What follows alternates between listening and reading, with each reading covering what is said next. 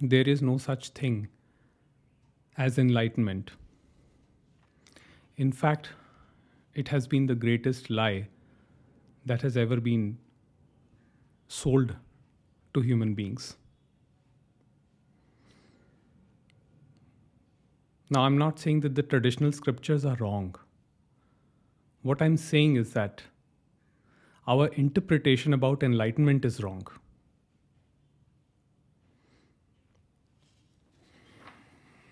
In words of Sri Nisargadatta Maharaj, he says, there is no me or you to seek enlightenment. Personal entity and enlightenment cannot go together. Indeed, there is no such thing as enlightenment. The apperception of this fact is itself enlightenment.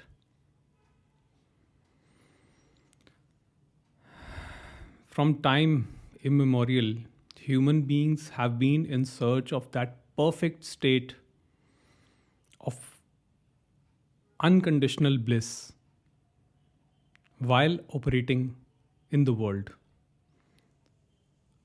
But no such state exists because life is a mix of pleasure and pain. In fact, what we call as pleasure is also a pain in disguise. It is just the chemicals in the body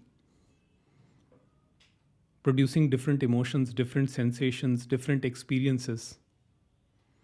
So, when we experience one pleasurable sensation, there is a craving immediately. We don't want it to end. And when it ends, we want to re experience it again. And this need to re experience the pleasurable sensation becomes our suffering. So,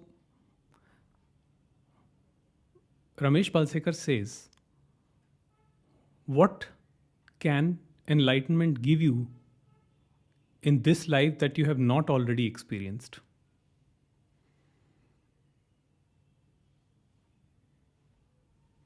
You cannot alter life. And the individual is not in control of anything. Everything happens as per the cosmic law. A cosmic law which the objects, the human objects, cannot decode, cannot make sense of. The only thing that the human object can do is to execute instructions which are based on the cosmic law. So life situations, they present itself. An understanding of life situations is enough for one to have a peaceful life, rather than chasing abstract ideas of enlightenment. And I think that is what the scriptures mention. There is no fixed state that is going to last for eternity. Let it be the deepest level of samadhi, nirvikalpa sahaj samadhi, whatever you experience, it is going to end. No matter how long you meditate, for how many hours you meditate, what technique you use to meditate. Even your best meditation techniques will eventually bring you out of the bliss. And then you will be back again in the world with the same people, same problems, same situations. And the life will begin to kick you around like it has always done. So this whole movement, this whole chase to attain a permanent state of unending bliss is a big lie.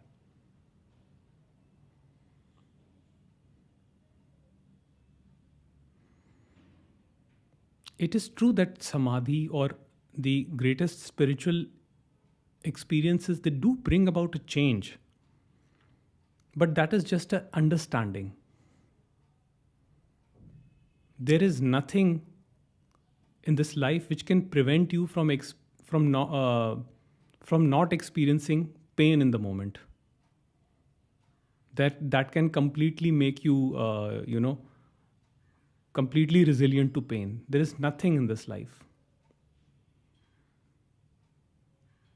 Whatever suffering is bound to happen will happen.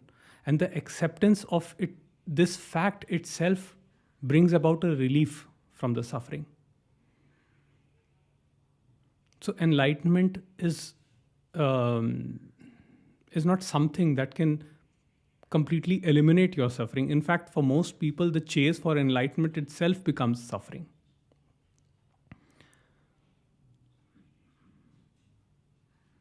And people are bound to their conditioning.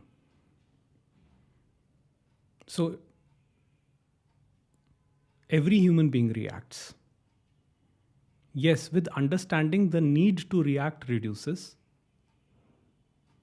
But at the same time, the reactions do happen sometimes. Because there is no perfection, no state of perfection. There is no such thing as a perfect human being. All the gurus, all the teachers, masters, they show all emotions. They show all moods. I have not seen a single sage or a saint who has not been angry, who has not been upset. The only difference is, with the understanding of the message of non-doership, one does not take things personally.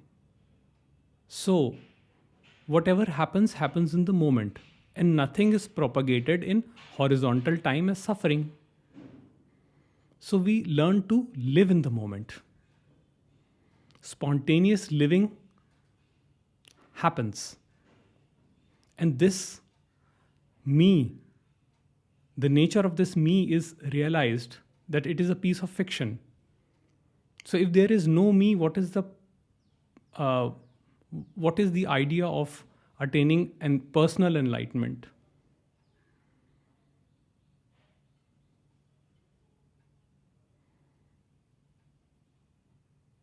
The enlightenment is the absence of me, not that the person gets enlightenment.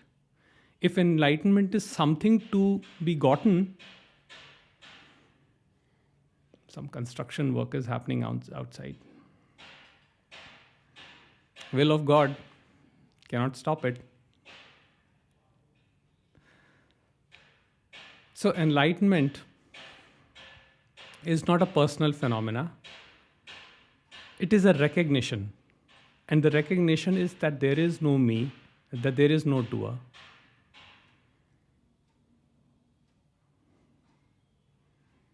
When the sense of doership dissolves, one does not become a perfect human being. One simply becomes authentic. When I say authentic, that means one that does not have a sense of personal identification, one that operates in daily living spontaneously. And that is what enlightenment means for me.